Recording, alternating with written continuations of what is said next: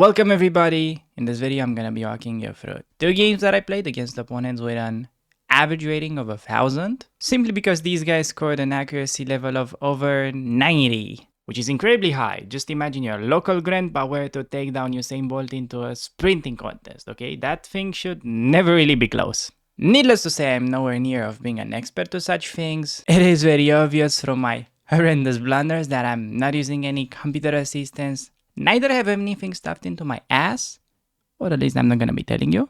But somebody who is way more entitled discussed about it recently onto a podcast. Vladimir Kramnik explained the whole cheating situation in a comprehensive 2-hour long discussion. To make a quick summary of that, there are basically two main ways of cheating. The old school way being to just have two tabs open, meaning that in one of them, you're playing the game, and in the other tab, you're inputting the moves so that computer will tell you what to play.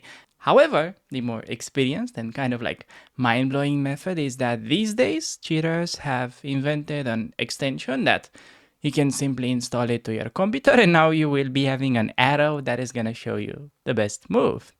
Now, this is only the tip of the iceberg, because the mind-blowing part is that you can tell this extension to play bad moves on purpose so that the algorithm is not gonna detect you for cheating, which honestly is pretty scary. And usually whenever I'm recording such video, I get a bunch of angry people in the comments complaining about the fact that, even low-rated players can play very high accuracy games from time to time, which is definitely true. So this time I'm gonna leave it completely up to you to decide whether any of these opponents were cheating or they simply had a good game.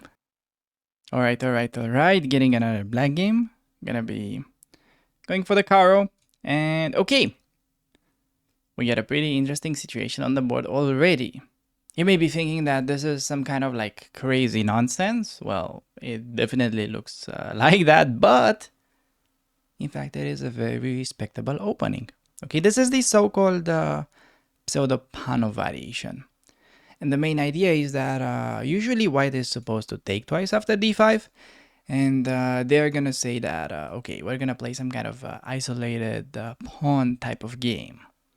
I mean, it would make sense to take, else, yeah.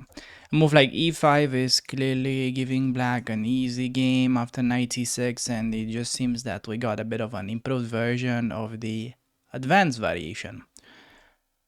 We get e takes on d5, and here, well, hold your horses, because queen takes on d5 is a small inaccuracy.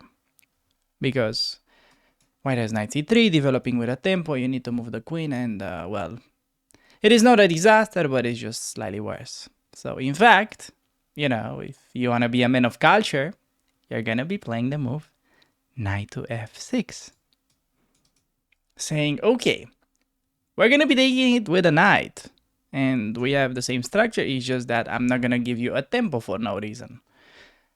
Which is, yeah, just a very nice kind of idea for us. Gonna be taking back with a knight. Obviously, my opponent did not go for what I believe to be the most critical move by playing knight f3. Here he has a variety of moves, but let's say the sneakiest one is queen to a4 check, where it's important that you remember to block all checks like this with a knight. Why with a knight? It's kind of weird because it's blocking the bishop. But on the other hand, well, bishop d7, queen b3 just kind of creates sort of a chaotic situation between your pieces. But after queen a4, knight d7, in fact, this is going to be very easy to play since we have easy plan to fianchetto. And then you go a6, b6, bishop b7, rook to c8, eventually push b5, knight b6, and recapture the pawn on d5. You just need to be, a little bit patient. You need to have diamond hands, not to rush with the pawn on d5, but it is really worth it. Okay, we get none of that to happen, but it's important that you're familiar with white's idea. We're going to develop the knight to c6, and I think I'm going to play with e6. In such positions, it could also be very interesting to go for fianchetto. Like fianchetto against isolated pawn, just with the bishop staring directly into that pawn on d4. I think it's a very sensible construction. But it's also a bit slower. So if I want to play g6, I have to meet knight c3 probably with takes, and then bishop g7. And I think that is reasonable. But I have even a simpler approach against all IQP positions in the Caro-Kann. I recommend you play e6, okay? Voluntarily trapping this bishop inside the pawn chain for now. This may look a little bit odd at first, but you have to understand that the bishop is not gonna be passive forever, okay? It just looks to be for the time being, but what we are doing, we're finishing development, we're getting castled, and then we're gonna be solving the issue of the light squared bishop. So a common mistake whenever you reach a position like this would be something like bishop d7. And ignore the fact that this is losing a pawn. Just in general, developing the bishop to d7 is kind of not fulfilling the potential of this bishop. You know, like this bishop has potential. It could go, let's say, to law school, but instead, because bishop d7 decides to be like a full-time chess YouTuber. So knight to c3 would be better to fianchetto. Okay, and in fact, this is a tricky scenario because this still allows knight d5 and we get the pawn. I would prefer to have better control over that square so we can take with a piece. And we're gonna delay situation with the bishop by playing this move. The bishop is already nicely placed here, targeting d4. And I believe knight e4 can be countered with knight e7, which is a very common maneuver for this position. In fact, well, we're like really playing Fury, if you will. Knight c7, very nice little transfer. Idea being we want to take back with a piece, and we're also preparing this move to activate the bishop. So it is, you know, like a little bit of a hassle to maneuver these pieces, but once you get a good hang of yeah, all these tiny little maneuvers, everything is gonna mix in like really nicely. You know, maneuvering in these structures, sometimes it feels like you know, you just have a very high Jenga tower and you need to place another piece there. But yeah, in your hands, you know, you place that one piece, then the next turn for your opponent is gonna be even more difficult. So bishop to g5, already initiating ideas like takes. I'm not afraid of bishop takes on f6 really all that much here, just because of the fact that the knight is close. So with the knight close means our king is generally pretty safe. Maybe we can even try to say, okay, we're gonna use the g file. So I'm gonna play that idea here. I think safer is knight g6 or knight f5 perhaps, followed by h6, but I want to show you, yeah, I think he's gonna like clearly take. Usually people in this elo will play like that, and I think it's also kind of a natural move. Not saying that with any intent of disrespecting my opponent or anything, but I feel like he's gonna take.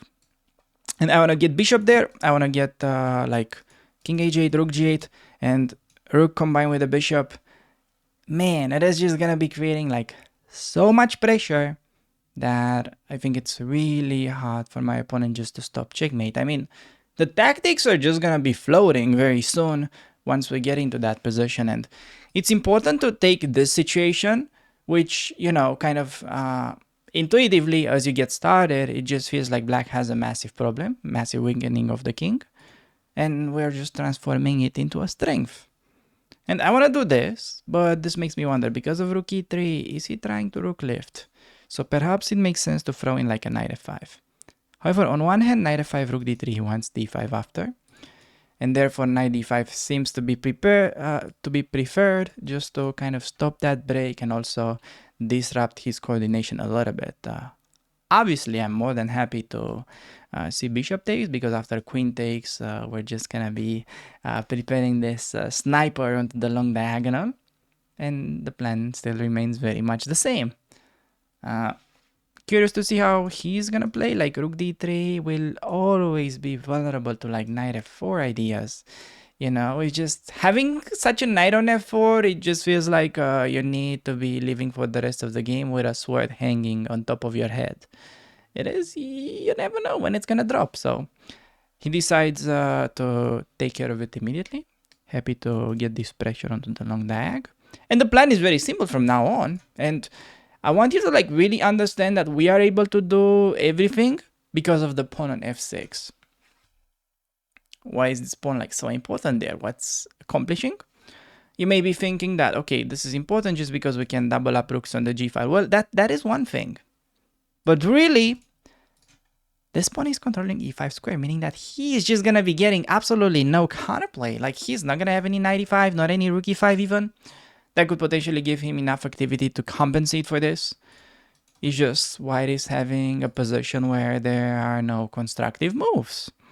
Just, you know, the whole fundament of his position is really fragile. Like, you're trying to build a house and, you know, you spend like a lot of money for like fancy things to make it look nice, but the foundation is really bad. So like first time you deal with bad weather, yeah, it is not going to be a very pleasant situation. Just going to go rook g8 now.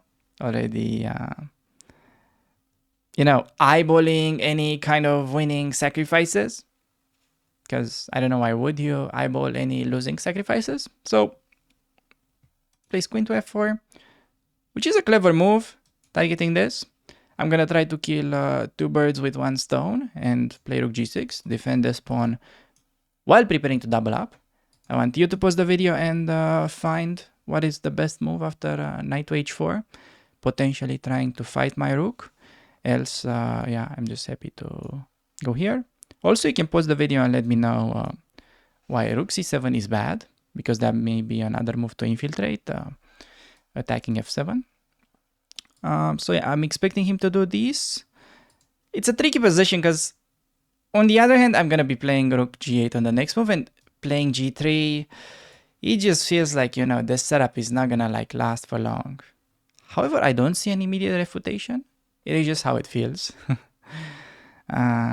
I think that's probably the best play for him, to go g3, just because the rook is still kind of securing some nice protection for the knight, but I think it's a tough move to play. So I think he's more inclined to blunder with something like this, trying to go for concrete things. Because really how beginners are usually wired,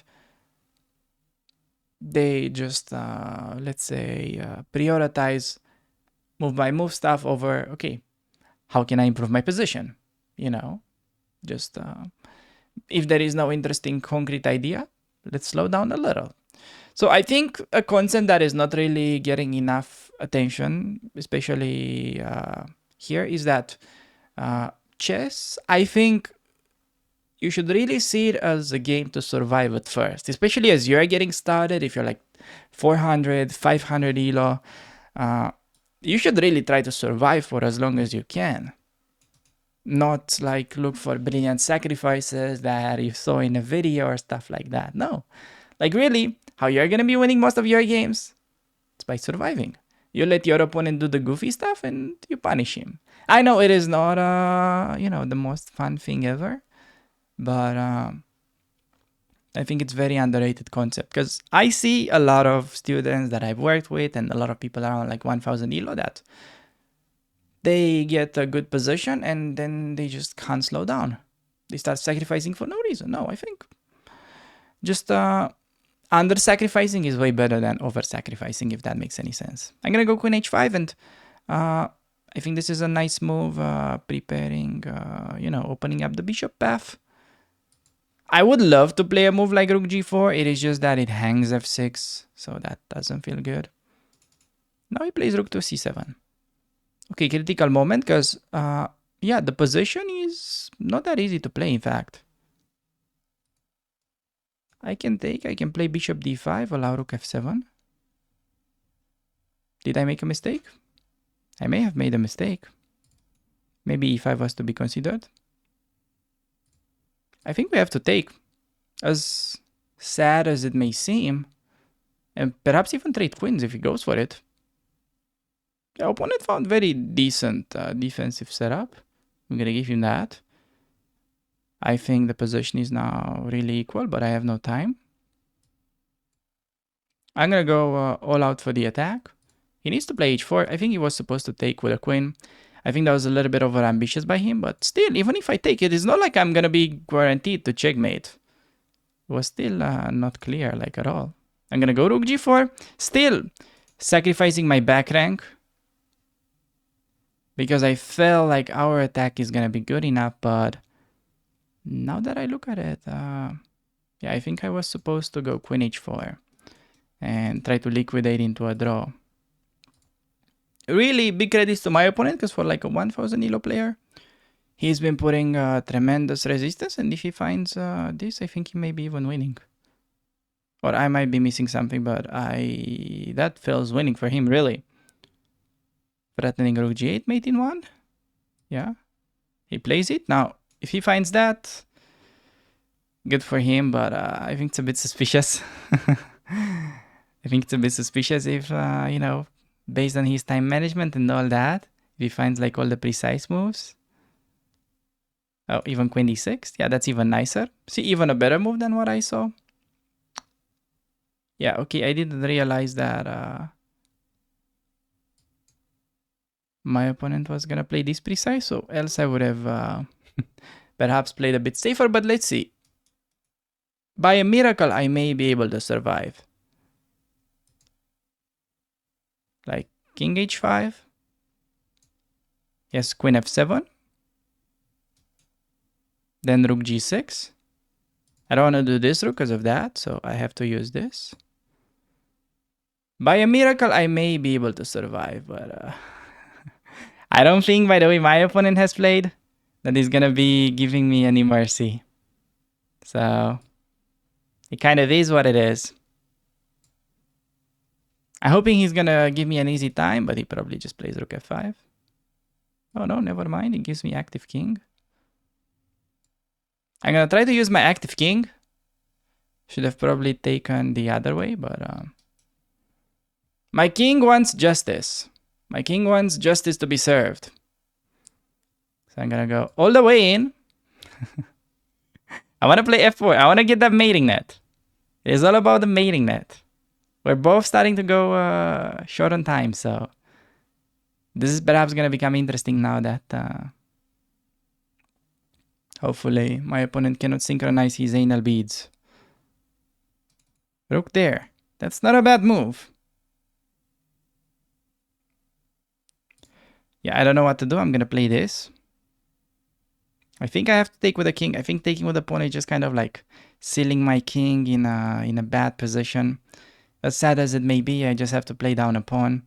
Probably still have some chances because my king is very active and I can perhaps try to win his pawn, but gonna be interesting to see how this player plays the endgame with no time on the clock. Gonna go f4. Oh, I gave him rook e4. Yeah, he missed that. Oh, geez, who plays rook e6? Oh my. Rook e6 gave me a good square, but I mean a good scare, but not sure how good of a move it was. Okay, just take d5. Has rook e7. I got rook a5 though. So still not very clear. Okay, should I go king f3? Hoping for the chip check. Trying to use my king as being active. Maybe rook d2. He has check and then rook e2, but I think that's a lost endgame actually. So yeah, he's sort of losing track of this a little. So I take once and then I gotta check and go back. I gotta respect the f-pawn. It is a very tricky endgame. Way trickier than it looks. Because check, king g1, there he has rook e3. So I gotta do like rook g5, f6, rook f5, and we're catching the pawn. Has rook e6, maybe try to keep it, but I think the endgame is nevertheless a draw with best play still for both sides, but he's clearly starting to play a bit suboptimal. I'm gonna give you that. Just if you were wondering what I feel like. Yeah, just suboptimal play again. Man, how can somebody that just like played so good for like so many moves trade rooks in this position? Just like keep rook, good chances. Like you take it, resign. I just don't get it sometimes with these games. I just like really don't get it. Now, okay, we use that pawn to deflect him and we win the queenside pawns and then endgame is winning. Yeah, see, even b5, not even trying a5.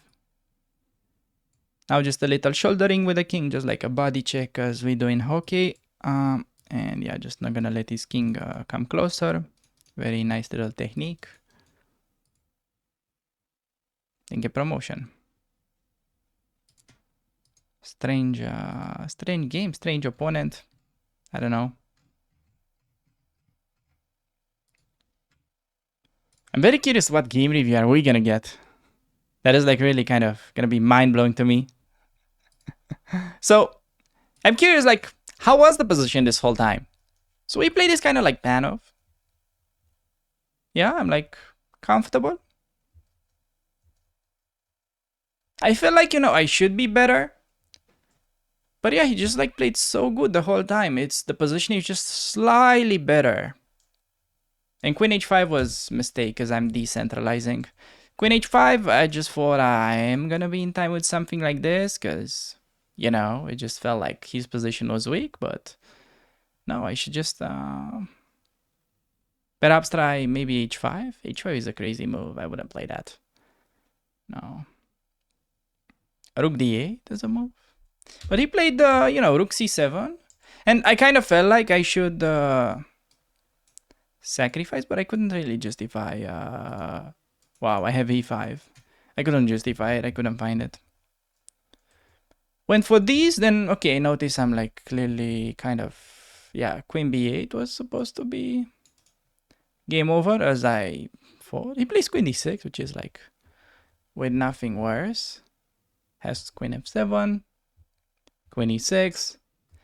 And I don't know, for some reason here he kind of panicked. I want you to pay close attention.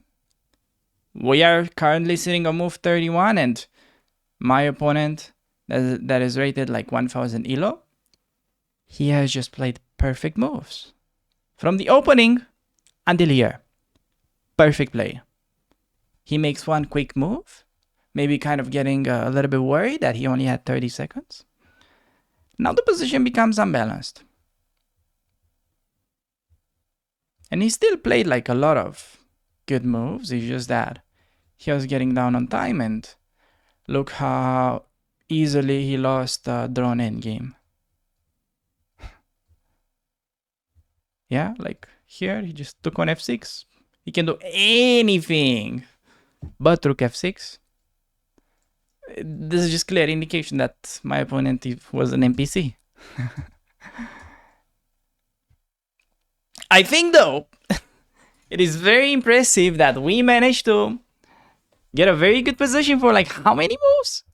We were able to play the Caro-Kann, apply these rules. And on move like 22, we're like slightly better against Dogfish. I think that is not a very bad opening outcome. Okay, then, I played a little bit loose because, if you want to attack these guys, you're going to play loose sometimes because the risk-reward ratio is worth it, but risk-reward against Dogfish maybe not that profitable. So then I got kind of outplayed here, and by a miracle we managed to survive this very strange game nonetheless, guys. I don't know what to think about this, but I really need your feedback. You let me know in the comments whether you think my opponent was legit or very underrated, all that, or if you think he was cheating. I would be more inclined towards the cheating thing, but I don't know. I'll leave it up to you. So with that being said, I think we can move on to the following game. Alright everybody, managed to get another black game against e4. Gonna be sticking with our beloved Caro-Kann, and my opponent decided to play the move knight f3, which is by far not one of the most common moves, okay? Like normally, I would be expecting d4, but knight f3 normally would be combined with takes, or even the advance. So e5, it is just a very common way of reaching the advanced variation if you are planning to play the Caro-Kann around like 1000 elo. Normally, you should be reaching the advance via this move order. And knight f3, it's, let's say, usually played in order to combine it with a topical move like d3 or the two knights. Usually the two knights. But okay, e5 gives us a nice move to start with. Just bishop to g4, pinning the knight. You can play c5 and then knight c6 with the same idea. Just don't go bishop to f5, okay? It is not a mistake, but normally we are trying to get as much pressure onto the center as we can, and this bishop does that really well because it's putting pressure on the main defender of the d4 square. And now we have simple move e6 and then c5. I'm saying e6 and then c5 because a lot of people may just rush with c5 in this position, which is not really like a huge mistake in itself. It is just way unnecessary. Plus e6, it's giving them the chance to blunder. Bishop g5 would be a common blunder. Why is bishop to g5 a common blunder? You pause the video and let me know, okay?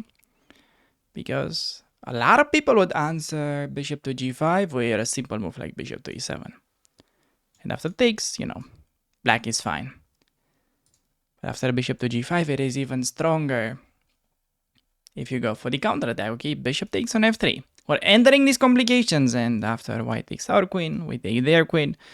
And at the end, black just emerges with an extra piece. Bishop d3 instead, just c5. Already the bishop is not that well placed on d3 because, he's dealing with this pin and the bishop's kind of staying in the way. So the d4 square is going to be a bit weaker. I think bishop on e2 was a little bit more cautious by our opponent. Gonna develop the knight to c6. Here we have two plans. Look at this. So I think knight c6 is the best move and we're gonna stick with it, but it wouldn't be completely silly to play knight d7 and just make room for the other knight to come to c6, and then play something like bishop e7, get castled on the next move. That is another possible way to develop. However, I'm gonna stick with the very standard stuff. Knight c6, already having ideas to perhaps take and then double up his pawns. So for a good reason, he plays bishop to e3, overprotecting the center. And perhaps even introducing some ideas like d takes on c5. Because after knight e5, potentially even moves such as queen a4 would be very annoying. Because if you are thinking, oh, I can just play the knight back, then your bishop remains undefended. So you need to be a little bit careful. And I think we're going to start with c4 just to kind of fix the weakness on d4. And then we play knight e7. Knight e7, usually just heading towards f5. Remember that whenever they are playing h3, because we're dealing with the advanced variation, we're answering it always with bishop takes on f3. And that is always, I may be repeating myself, but we have generally a rule depending what line they are playing against us. So if you're ever in doubt against h3, you just need to figure out what kind of variation you're dealing with, because I always explain what and why and all that. So here we would have taken castle, just knight f5. By the way, important to do this and not start with a move like bishop e7, because that's typical mistake. Then what are you gonna do with the knight? The knight simply doesn't have an easy square to develop, because placing it on the edge, allowing the double pawns, it's not great. So we're getting the knight to f5, and then we finish development with bishop e7 and castle. I'm more than happy, of course, if he trades, giving us the bishop pair for free. But yeah, if not, I'm just gonna go bishop e7 castle. I could have perhaps gone for this, but once again, I think you would have lost to the same trick. Queen a4. And if you're going knight back, then don't forget about the bishop that's gonna be hanging at the end of the variation. So yeah, really important to pay attention to that little detail. Goes queen to b3. I have to say, opponent is playing really well for his rating. Yeah, anyways, I'm just gonna play queen to d7. Simple way to defend. Nothing wrong with rook b8. I cannot castle because queen b7 targets the knight. I would be okay in a position after, let's say, rook b8, queen a6, rook b2. But notice that there will be hanging knights, so just queen d7. I want to do a quick check. Wait, what? This is strange. What is this? Huh. What is happening? I've never seen something like this. Why it won't let me go over his profile? So, can I go over my own?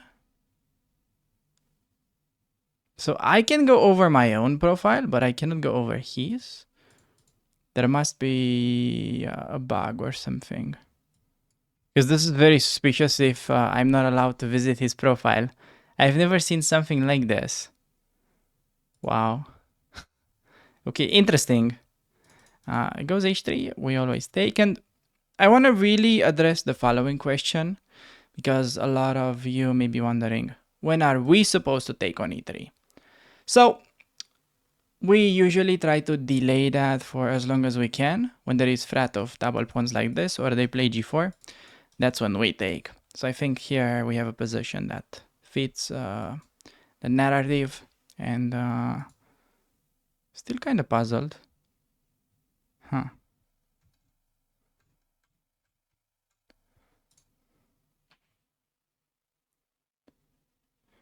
2600 games. Okay, his profile looks normal, but he's been playing, I would say, perfectly so far. I'm gonna go f6. Position is equal. He's gonna take with the bishop. The only way to win as black here would be, I think, is if we're able to take advantage of this diagonal and try to play for a mate. So he takes, because else I was kind of creating him a weak pawn. I think that move was semi-forced. And yeah, are we gonna be in time with an idea like this? Playing queen d6. Okay, he targets that. I think g6 is typical to restrict the bishop. Maybe in some positions the queen could go there. It's a typical idea sometimes in the French defense, and then you even go ahead and push very aggressive. I've seen something like this at some point. And yeah, if I would be able to do this thing with a battery and infiltrate, that would be nice. But I'm not so sure we can, and I'm just gonna keep it simple. I'm gonna double up my rooks into the f file, kind of exactly what he's doing right now. I think this is best for both sides. It's gonna be interesting to see how the game is gonna go. He keeps playing very logical moves, like trading this bishop for the knight is nice, because in this game we're fighting for the e5 square. So I'm gonna do queen d6, maybe, yeah, just kind of unpinning, and I know maybe a6 was to be considered, but I thought unpinning, perhaps preparing something like that would be interesting. I don't know. Queen to a4. Queen to a4 doesn't feel like such a great move, but it also doesn't feel like a bad move. So if I go bishop d8, he takes and he plays knight e5. I can trade everything, but then he has strong knight. I'm gonna make a random move. I think this is 100% cheater, but okay. I'm just gonna try to keep the position for a little bit. Still, I think the situation should be equal. Knight h2, not sure how great of a move that was, but I'm gonna play bishop g5. Targeting this, and on knight g4 I got h5.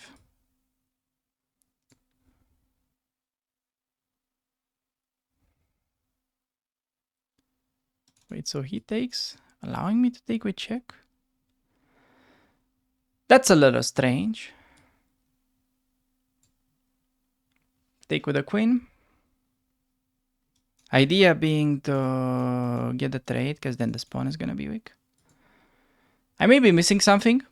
This is just a very strange game that we are playing right now. I mean, we did everything right, it seemed. Yeah, now I think perhaps it's not a cheater. I don't know. It is just super strange. He just played so good for like 20 moves, but then had complete meltdown. I think now it's should be an easy win. I think c5, just because, you know, bishop's running out of scope. We'll play that. I'm having an extra pawn, so still not like the easiest conversion ever. Knight f3 is gonna come, trying to at least slow down the pawns. I'm gonna play rook f4. I think I can meet yeah, rook c1 with rook c4. And also maybe just preparing king f6. Idea is to bring the king next. Okay, so I wanted rook c4, and the point is that it feels like my pawn is weak, but I can actually exchange it. So like if he goes knight e5, I can go c3 and exchange the c pawn for his a pawn. Yeah, okay, he goes there. Can I just play king f6? I don't see why not. Defending, maybe rook e4. This is such a tense game. I swear to God. Like, usually this is simpler than this, but I feel like I need to be more cautious against this 1000 elo guy than I need to be against my 2800 rated opponents. And I may have just blundered. Okay, it's not such a bad blunder. I forgot about this thing, but somehow, yeah, we are defended against anything. Interesting game. Initially, I was considering rook e4, but that would have not worked. And okay, now he just stepped into that. That was literally so bad. I truly don't get it how some people just play perfectly 20 moves and then they can just play something that's like resigning.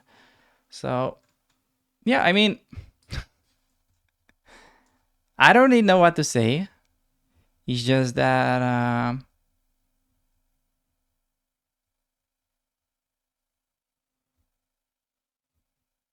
and like he played so fast all of these moves. Like this is the very strange part about such games is that I know some of you may be in the comments like, oh, he had just simple moves and yeah, I could find these moves. I think he was okay. Yeah, but you have to understand that he played pretty much everything instantly. That is just not normal for a 1000. You know, you wouldn't be 1000 otherwise if you're so skilled. Now, after you've seen all of these, my feeling during the first game is that my opponent, perhaps, okay, I'm not saying this was the case, but it feels like maybe he was cheating the old school way, switching between the tabs so that he, when he entered the time scramble, he could no longer synchronize the moves. And for the second game, it feels like my opponent was cheating using an extension. And the extension just made a bad move on purpose, not to get like detected by the algorithm, because usually that's not a problem. I was just, you know, an underrated player making a speedrun game like we usually do on the channel, and I was able to capitalize on that bad move. But anyways, I'm not certain on any of this. This is just my feeling after having played these games. I'm more than curious on your feedback, so please let me know in the comment section. And now it is time for me to leave because I have to take my paranoia pills. So I'll see you guys into the next video. Take care.